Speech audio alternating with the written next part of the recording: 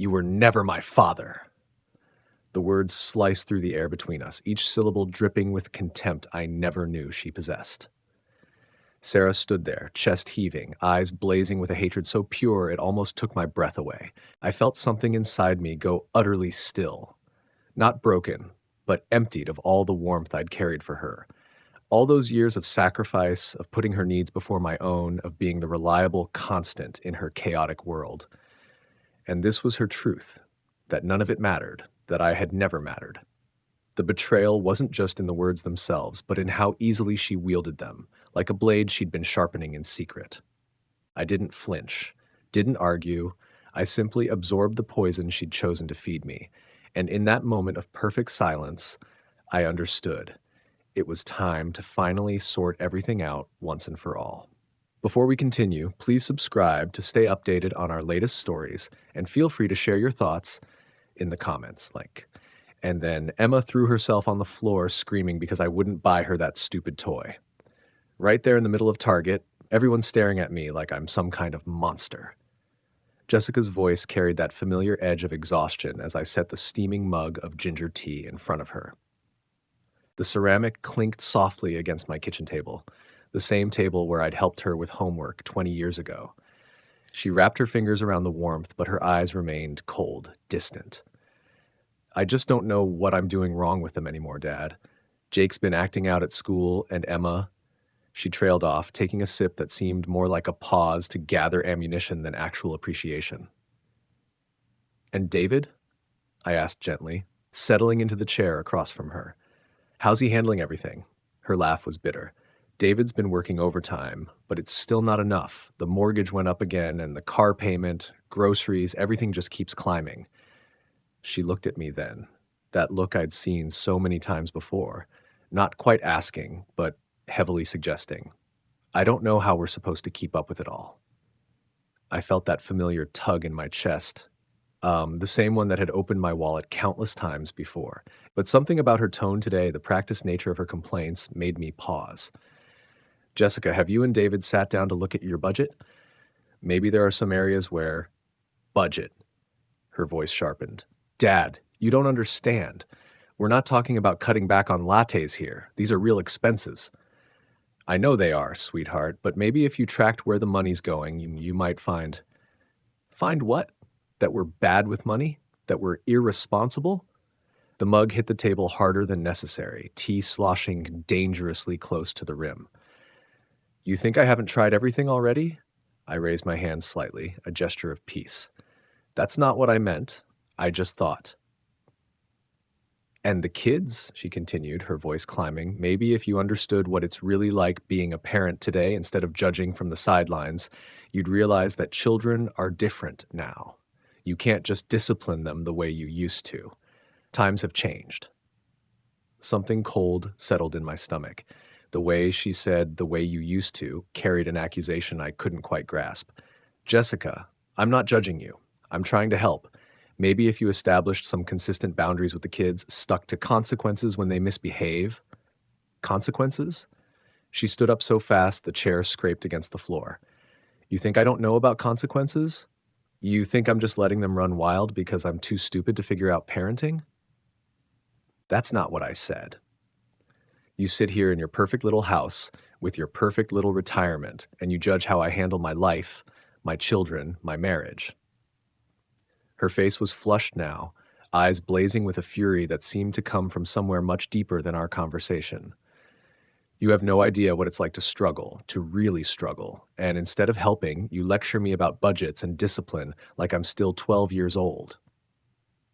I felt the ground shifting beneath us, the careful foundation of our relationship cracking with each word. Sarah, I do want to help. I always have. But maybe what? Maybe I should be more grateful? Maybe I should just smile and pretend everything's fine while my world falls apart?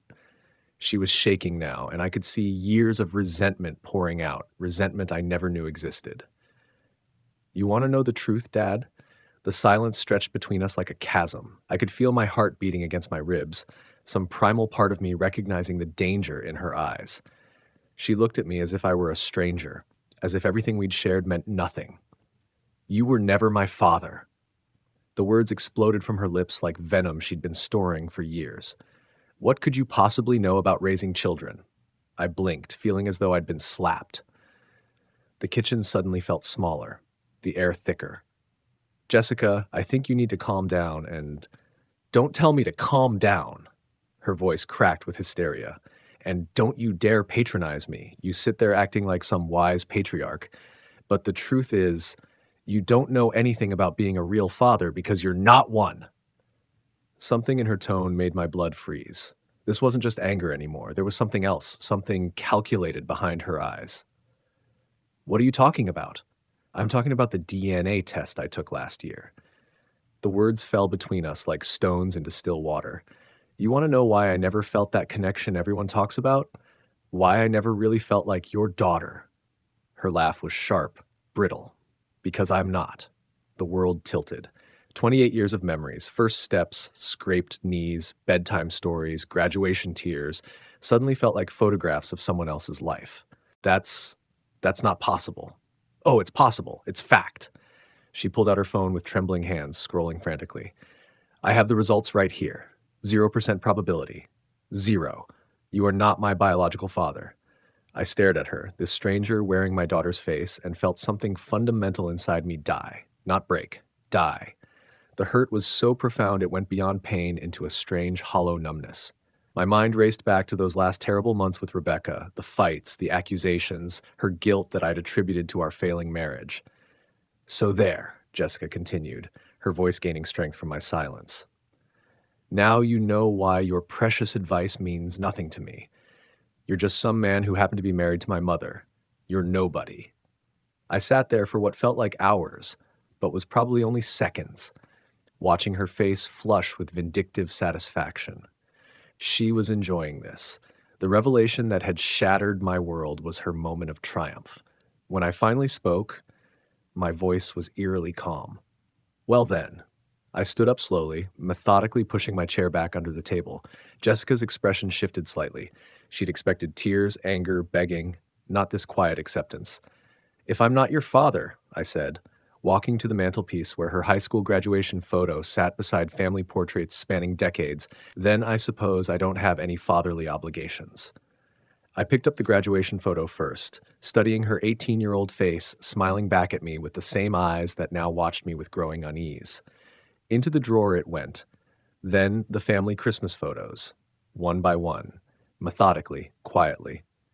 Dad, what are you doing? I'm not your dad, remember? I didn't look at her as I continued collecting pictures, trophies from her soccer days that I'd attended every weekend, the drawing she'd made me in second grade that said world's best daddy in crayon. You made that very clear. I didn't mean, oh, but you did. I turned to face her then, and she actually took a step back. You took a DNA test. You've known this for a year. A whole year, Jessica. And you chose this moment, this way, to deliver the news. So no, you meant exactly what you said. Her phone buzzed in her hand, but she ignored it. Dad, I was angry. Stop calling me that. The words came out sharper than I intended. You've made it clear that title doesn't belong to me. So let's be accurate going forward. I walked to my desk, pulled out a notebook, and began writing. Let me see. Mortgage assistance, car payments, emergency funds, Christmas gifts for the kids, birthday money, groceries when David was laid off last spring. I looked up at her pale face. This is quite a list of things someone who isn't a father wouldn't be expected to provide. You can't be serious. I've never been more serious in my life. I tore the page out and folded it neatly. You want to know what it's like to live without a father? You're about to find out. My phone was in my hand before I'd even consciously decided to make the call. David picked up on the second ring. Hey, David, it's me. I watched Jessica's face drain of all color. I'm calling to let you know that as of today, I won't be providing any more financial assistance to your family. What? Why? Did something happen? I'd ask your wife to explain, but since she's made it clear that family relationships aren't what I thought they were, I don't see any reason to continue with arrangements based on obligations that apparently never existed. I don't understand. Congratulations, son. You're now the sole provider for your family. I'm sure Jessica will fill you in on the details. I hung up before he could respond. Jessica was staring at me like I'd grown a second head. You can't do this. The kids have parents. Two parents, as you've just reminded me. I'm not one of them. I walked to the front door and opened it. I think it's time for you to go home to your family. This is insane. You raised me. That has to count for something. According to you, it counts for nothing. I held the door wider. You wanted the truth to come out, Jessica. Well, here's another truth. Actions have consequences, and you're about to learn what it means to live with yours. She stood there for a long moment, tears finally starting to fall, but I felt nothing.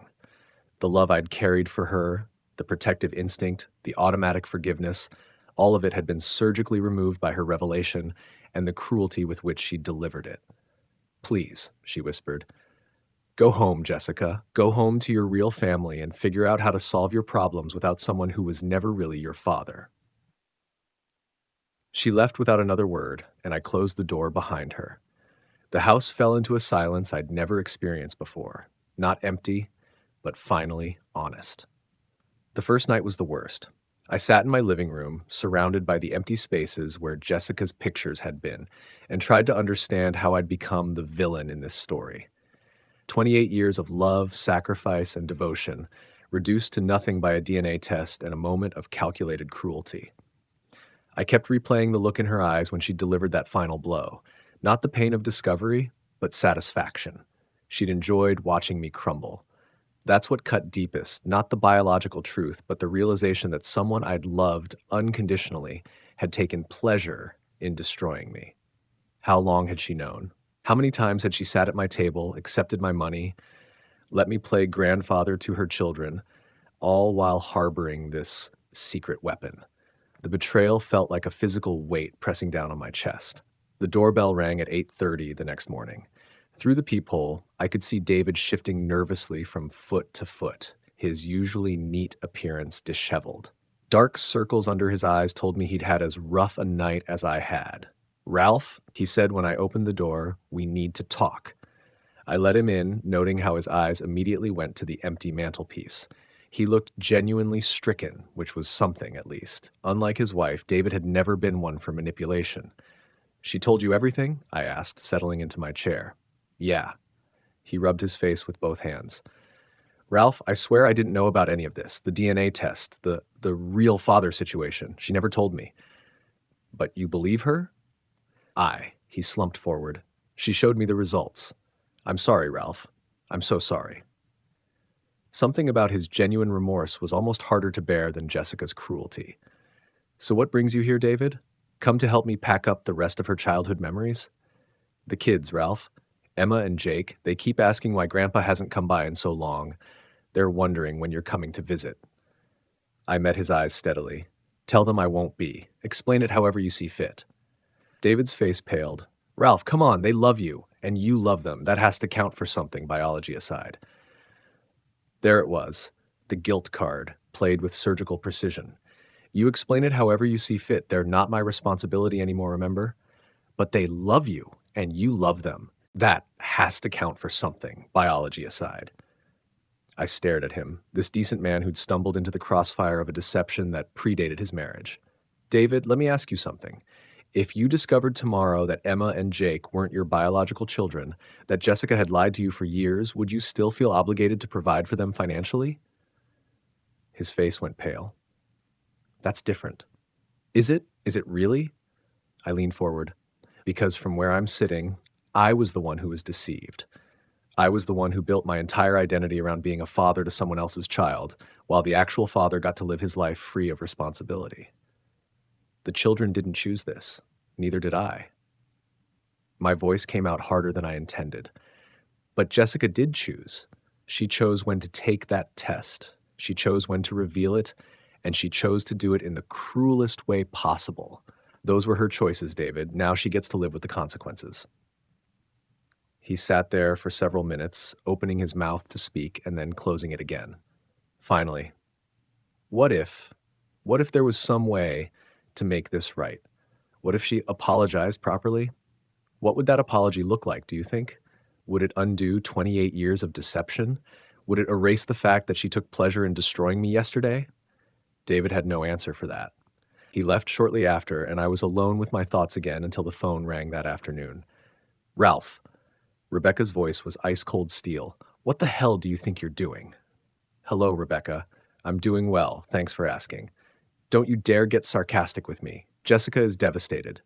David is struggling to understand what happened, and my grandchildren don't understand why their grandfather has suddenly abandoned them. Your grandchildren? I let the words hang in the air. That's interesting terminology. You know what I mean. You raised her, Ralph. You don't get to just walk away when things get complicated. Complicated? The laugh that escaped me was bitter. Rebecca, she looked me in the eye and told me I was never her father. She enjoyed it, so I'm simply agreeing with her assessment. She was angry. People say things they don't mean when they're, oh, but she did mean it. She had the DNA results to back it up. Results from a test she took a year ago, Rebecca. A full year of knowing the truth and saying nothing. That's not anger. That's premeditation.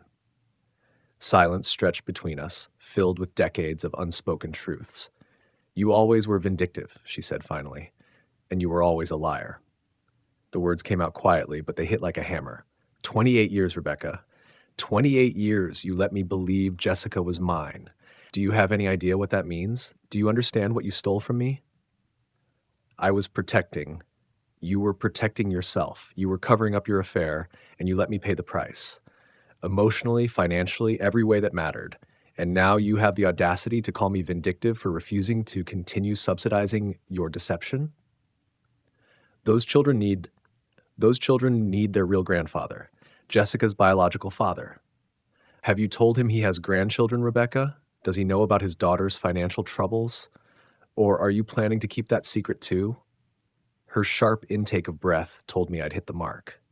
He doesn't know, does he? I continued. All these years and you never told him.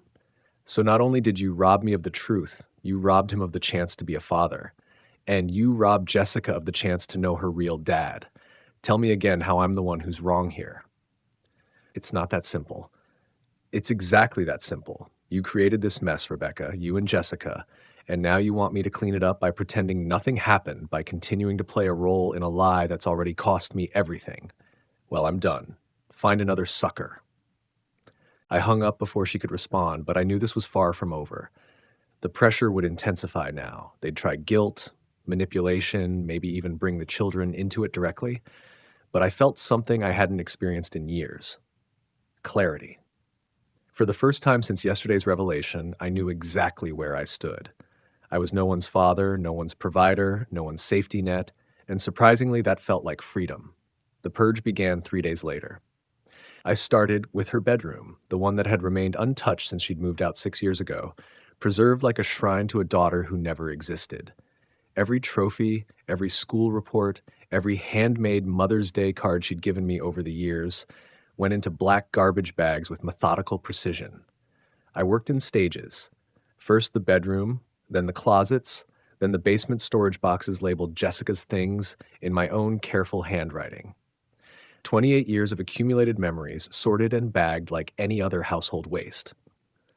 Mrs. Patterson from next door was the first to notice. I was hauling the third bag to the curb when she appeared at her fence, coffee mug in hand, eyeing the growing pile with barely concealed curiosity. Moving, Ralph? She asked, her tone carefully casual. Just getting rid of some clutter, I replied, hefting another bag onto the pile. Amazing how much junk accumulates over the years. She peered closer at the bags, and I could see her trying to process what she was seeing. Photo frames, books, what looked like a graduation cap sticking out of one torn corner. That's quite a lot of clutter. 28 years worth, I said evenly, turning back toward the house. By the time I brought out the next load, she'd been joined by Bob from across the street. They watched me work with the fascination of people witnessing a car accident, horrified but unable to look away. Those look like family photos, Bob ventured when I emerged with a box of framed pictures. They do, don't they? I agreed, dumping the box unceremoniously onto the pile.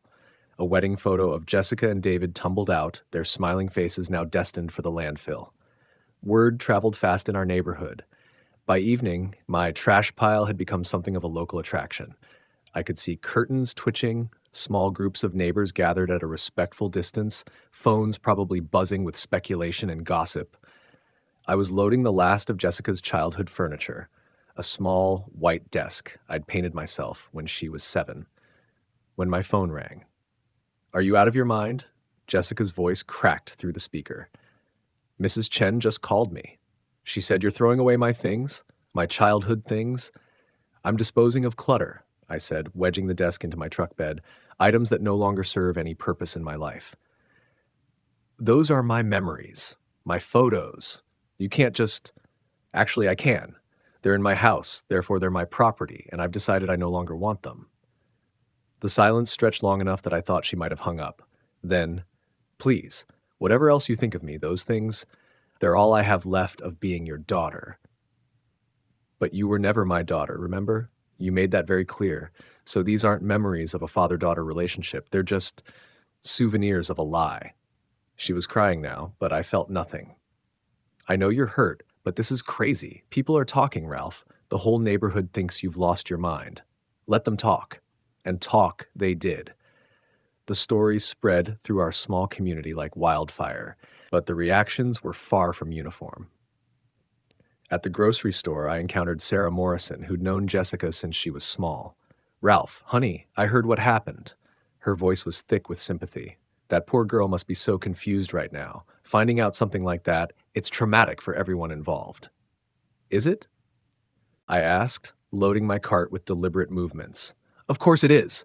She's probably lashing out because she doesn't know how to process it. But to lose her father on top of learning the truth," Sarah shook her head sadly, "maybe if you gave her some time, some space to work through her feelings." I nodded noncommittally and pushed my cart toward the checkout, where I encountered a very different perspective from Tom Bradley, Jessica's old high school principal.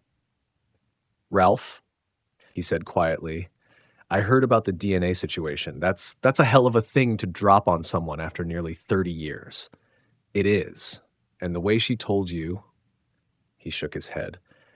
"I remember Jessica as a student, bright girl, but there was always something calculated about her. Even as a teenager, she knew exactly how to push buttons to get what she wanted." I looked at him more closely. This was the first person who hadn't immediately cast Jessica as the victim. "She's been telling people it was as much a shock to her as it was to you," Tom continued. "Says you're overreacting, being vindictive. But a DNA test doesn't happen by accident, does it? Someone has to make that choice, pay for it, wait for results." "No," I said quietly, "it doesn't happen by accident." And choosing to reveal it the way she did in the middle of an argument when you were trying to help her. Tom's expression was thoughtful. "That takes a special kind of cruelty." The battle lines were drawn. Team Jessica painted her as a confused victim, shocked by her own discovery, devastated by her father's harsh rejection. They spoke of forgiveness, of unconditional love, of how DNA shouldn't matter when it came to family bonds.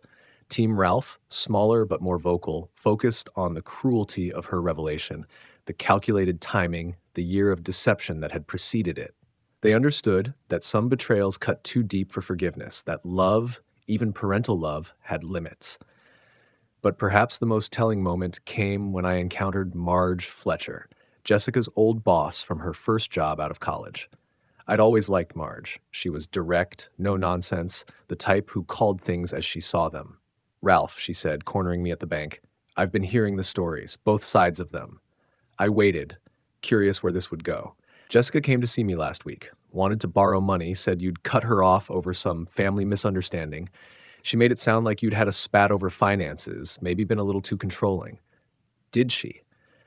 But then I heard the real story from Tom Bradley. Marge's eyes were sharp. "DNA test, year of lies, deliberate cruelty. That's not a family misunderstanding, Ralph. That's betrayal." She paused, studying my face. "You know what I told her when she asked for the loan?" I shook my head. "I told her that actions have consequences, and that maybe for the first time in her life, she was going to have to live with hers." As I walked home that evening, past neighbors who either waved sympathetically or averted their eyes uncomfortably, I realized something important. I didn't care which side they chose. Their opinions, their judgments, their gossip, none of it mattered. What mattered was that I was finally free from the weight of a lie I'd carried unknowingly for 28 years. And every bag I'd put on that curb, every photo I'd discarded, every memory I'd released, each one had made me lighter. The truth, as it turned out, was the ultimate liberation. 2 weeks after our last conversation, David showed up at my door again. But this time was different. Gone was the desperate advocate trying to salvage family peace. The man standing on my porch looked exhausted, conflicted, and something else, angry. "We need to talk," he said, and I could hear the weight in his voice. Not about Jessica asking me to come here, not about the kids, about what I'm seeing.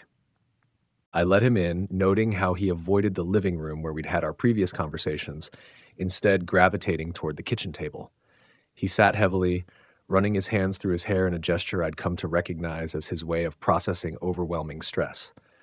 "Ralph, I owe you an apology," he began, "not just for what Jessica did, but for not seeing it sooner." I waited, sensing this wasn't the time to interrupt. After our last talk, I started paying attention. Really paying attention.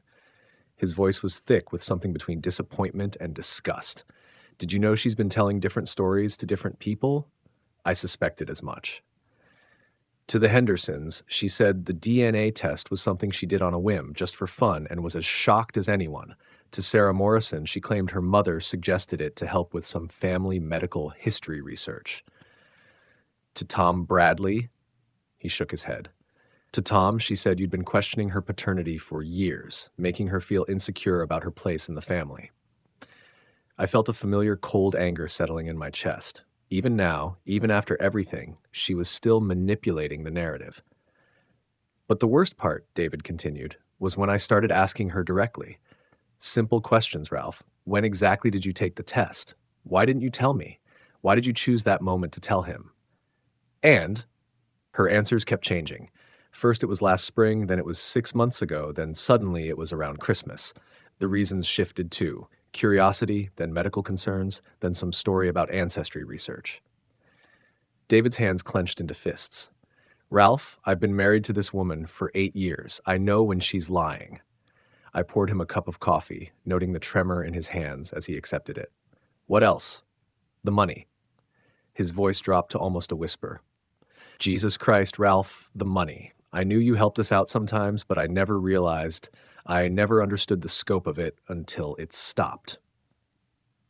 He pulled out his phone, scrolled through what looked like banking apps, his face growing paler by the second.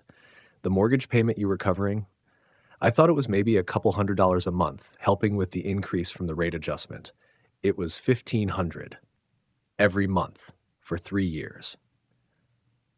I said nothing, letting him continue. "The car payments, the insurance, the kids' daycare, emergency funds I thought were from our savings." His laugh was bitter. "We don't have savings, Ralph. We've never had savings. Everything, every bit of financial security we thought we had, came from you. And now? Now." He looked up at me with hollow eyes. "We're 3 weeks away from losing the house.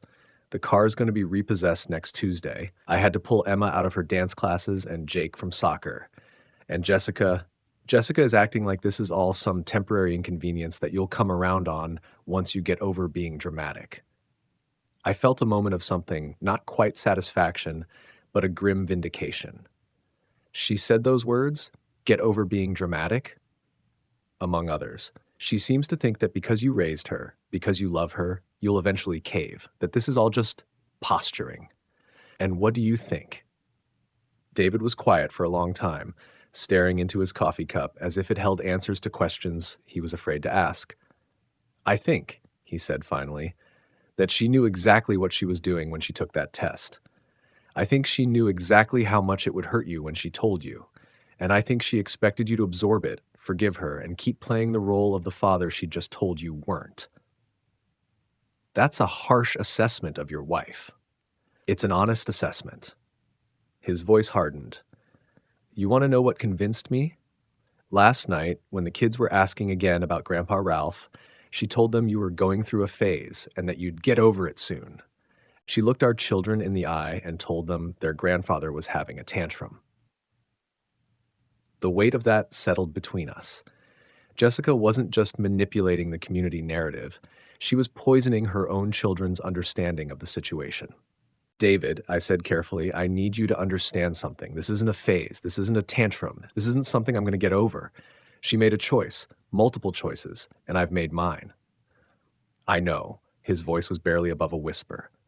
I know, and honestly, I don't blame you. If someone I'd loved and sacrificed for treated me the way she treated you, he shook his head. I understand why you did what you did. But the kids, Ralph, Emma and Jake, they don't understand any of this. They just know their grandfather disappeared from their lives, and their mom keeps promising he's coming back. He looked up at me with desperate eyes. What am I supposed to tell them? The truth. Age appropriately, but the truth. Jessica will never allow that. She's already threatened to take them and leave if I turn them against her by explaining what really happened. I studied David's face, the exhaustion, the fear, the growing realization that he'd married someone capable of breathtaking selfishness. What do you want from me, David? Because if you're here hoping I'll change my mind. No, he said quickly. No, I'm not. I'm here because I needed to tell someone who would understand. Because I'm starting to see sides of my wife I never knew existed, and it's terrifying. Because I'm realizing that everything I thought I knew about our life was built on lies and manipulation. He stood up, pacing to the window. The other day, I found out she'd borrowed $3,000 from her coworker, Janet, told her it was for Emma's medical bills. Emma's fine, Ralph, perfectly healthy, but Jessica needed money for something. I still don't know what. And she chose to lie rather than admit we were struggling because her relationship with you had imploded. So she's escalating the deception. She's doubling down on everything. The lies to neighbors, the lies to friends, now lies to get money. David turned back to me. I'm starting to wonder what else she's lied about. How many other stories don't add up? How many other manipulations I've been too trusting to see? He sat back down, looking directly at me. Ralph, I want you to know, I'm on your side in this. What she did to you was unforgivable. The way she did it was cruel. And watching her scramble to control the narrative now, seeing how easily she lies to everyone, including our children, I understand why you can't forgive this. But you're asking me to anyway. No. His voice was firm. I'm asking for advice because I'm drowning here, and I don't know how to protect my kids from the mess their mother created. I can't fix our finances. Not without help I have no right to ask for. I can't fix their relationship with you. That's entirely Jessica's fault. And I'm starting to realize I can't fix my wife because she doesn't think she's broken. I looked at this good man, trapped in the wreckage of Jessica's choices, and felt something I hadn't experienced in weeks. Genuine sympathy. Not for Jessica, never again for Jessica, but for David, and for those children who were paying the price for their mother's cruelty. David, I said quietly, you can't save someone who doesn't want to be saved, and you can't build a stable life on someone else's foundation of lies. He nodded slowly, tears beginning to gather in his eyes. I know. God help me. I know. The phone call I made that Tuesday evening was brief and to the point. Jessica, we need to have one final conversation, you, me, and David. This Saturday, my house, 2:00. Dad, this is my last gesture of good faith. If you want any possibility of resolving this situation, you'll be here. But I have one condition. The lies stop. No more stories to the neighbors. No more versions of events designed to make you look like the victim. The truth or nothing. Silence stretched across the line before she spoke, her voice smaller than usual. Okay. Saturday arrived gray and cold, matching the atmosphere in my living room as the three of us took our positions. Jessica and David on the couch, me in my chair. It felt like a tribunal, which perhaps it was. Before we begin, I said, my voice calm and measured, let me be clear about why we're here. David has shared some concerning observations about the stories you've been telling, Jessica. I want to give you one opportunity to set the record straight.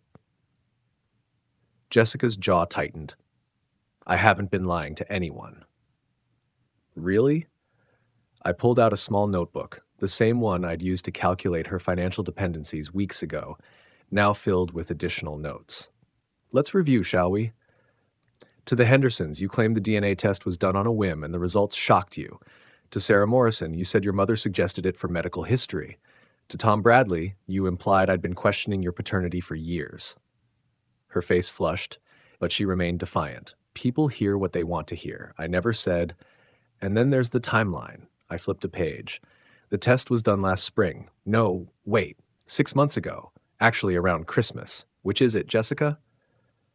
I don't have to sit here and... Yes, you do. David's voice cut through her protest like ice. She turned to him, shocked by the hardness in his tone. You wanted this meeting, remember? You said you could fix this if Ralph would just listen to reason, so answer his questions. Jessica stared at her husband as if seeing a stranger. David, you're supposed to be on my side. I was on your side. I defended you to Ralph, to the neighbors, to myself, but then I started paying attention. David leaned forward, his voice gaining strength. The borrowed money from Janet that was supposedly for Emma's medical bills, when Emma's perfectly healthy. The story about Ralph being controlling and demanding when I've seen the bank records of everything he's given us over the years. The promises to the kids that Grandpa is just going through a phase. I was trying to protect them. From what? From understanding that their mother destroyed the most stable relationship in their lives out of spite? Spite? Jessica's voice climbed to a shriek. I told him the truth. Finally, after years of living a lie, I told him the truth. You told me the truth in the cruelest way possible, I said quietly, after a year of knowing it, in the middle of an argument, designed to cause maximum pain. That wasn't about truth, Jessica. That was about power. Power? She laughed bitterly. What power? Look at my life, Ralph. Look at what your abandonment has done to my family. My abandonment? I felt the old anger stirring, but kept my voice level. I spent 28 years loving you, supporting you, being the father I thought you needed. You spent 1 year knowing I wasn't your biological parent and chose to weaponize that information against me. Who abandoned whom? Jessica stood up abruptly, pacing to the window. You don't understand the pressure I've been under. David working all those hours, the kids acting out, money problems, and then finding out that everything I thought I knew about my identity was a lie. So you decided to make it my problem too. You were supposed to love me anyway. The words exploded out of her. You were supposed to be the kind of father who loved me no matter what. But the minute you found out we weren't blood, you dropped me like I was nothing. I dropped you, I said slowly, because you made it clear that 28 years of love and sacrifice meant nothing to you. Because you took pleasure in hurting me. Because you stood in my kitchen and told me I was nobody. I was angry. You were cruel. There's a difference. I closed the notebook and set it aside. But more than that, you were calculating. This wasn't some heat-of-the-moment revelation, Jessica. You've known for a year. You planned this. That's not. When exactly did you take the test? David interrupted, his voice sharp. And don't give me another shifting timeline. When exactly? Jessica turned to face him, and for the first time I saw real fear in her eyes. Why does it matter when? Because I've been thinking about timing, David continued relentlessly. About when our financial problems really started getting bad. About when you started coming to Ralph for help more frequently. About when you started those conversations about how hard it was to feel connected to family. David, you're being paranoid. Am I? Because it seems awfully convenient that you discovered this information right around the time we desperately needed Ralph's continued support, then held on to it like a nuclear option until the moment he suggested you take some responsibility for your life. The silence that followed was deafening. Jessica's face cycled through emotions. Anger, fear, calculation, and finally, something like resignation. You want to know the truth? She said finally, her voice dropping to something cold and hard. Fine. I took the test 13 months ago. I've known for over a year that Ralph isn't my biological father. David went pale. Jesus Christ, Jessica. And yes, I waited to tell him. Because I knew it would hurt him. Because I knew he'd react exactly like this. And because... She paused, seeming to struggle with the words. Because, I prompted. Because I wanted to punish him. The admission came out in a rush. All my life, I've watched him be this perfect, responsible, moral person, always doing the right thing, always disappointed when I didn't live up to his standards. And finally, I had something that would make him as miserable as he'd made me feel all these years. The honesty was breathtaking in its ugliness. David looked like he might be sick. So there's your truth, Jessica continued, turning back to me with something like defiance. I wanted to hurt you. Mission accomplished. Are you happy now? I looked at this woman, this stranger, and felt something I hadn't expected. Pity. No, Jessica, I'm not happy. I'm sad. Sad that someone I loved so much could harbor that kind of resentment. Sad that you chose cruelty over honesty. Sad that you're willing to destroy your children's stability to satisfy your need for revenge. Don't lecture me about my children. Your children are about to lose their home, I said quietly. Their financial security is gone, their family is fracturing, and instead of taking responsibility for the choices that led to this point, you're still trying to manipulate the situation by playing victim. I stood up, walking to the window where she'd been standing. Here's what's going to happen, Jessica. Nothing. I'm going to do nothing to help you, nothing to hurt you, nothing to interfere with the consequences of your choices. You wanted to live without me as your father? Congratulations. You're getting exactly what you asked for. You can't be serious. I've never been more serious. You made your choice when you took that test. You made it again when you held the results for a year. You made it a third time when you chose to reveal them in the cruelest way possible, and you're making it again now by refusing to take responsibility for any of it. David stood up slowly, his face a mask of controlled fury. Jessica, we're leaving. Now. David, please. No. His voice was flat, final. I've heard enough, more than enough. He paused at the door, Naff turning back to look at his wife. You know what? If there's this much lying and deception around DNA and paternity, maybe I should get a test done too, just to make sure Emma and Jake are actually mine. Jessica's face went white. David, you can't be serious. I'm dead serious, because if you could lie to Ralph for a year about something this fundamental, if you could lie to me about when you found out, if you can lie to our neighbors and friends and children, and he shook his head. How do I know what else you've been lying about? Those are your children. You would never what? Lie? Manipulate? Hurt someone who loved you? David's laugh was bitter, because you just admitted to doing exactly that. Jessica looked between us, panic replacing her earlier defiance. This is insane. You're both being insane. David, I'm your wife. Those children are yours. You can't seriously think. I don't know what to think anymore. David said quietly, about anything, about you, about our marriage, about what's real and what's another one of your manipulations. He walked to the door, then turned back one final time. Ralph, thank you for everything you did for Jessica and for helping me see who I actually married. Jessica stood frozen in my living room as David's footsteps faded down the front walk. When his car started in the driveway, she finally moved, running to the window to watch him leave. This is all your fault, she whispered, but there was no conviction left in her voice. No, Jessica, I said quietly. This is all yours. She left without another word, and I watched from the window as she walked down the street toward her uncertain future. Finally, truly, on her own. If you enjoyed this story, subscribe to the channel and share your thoughts in the comments. And when you're ready for the next story, just click the box on the left. Thanks for watching.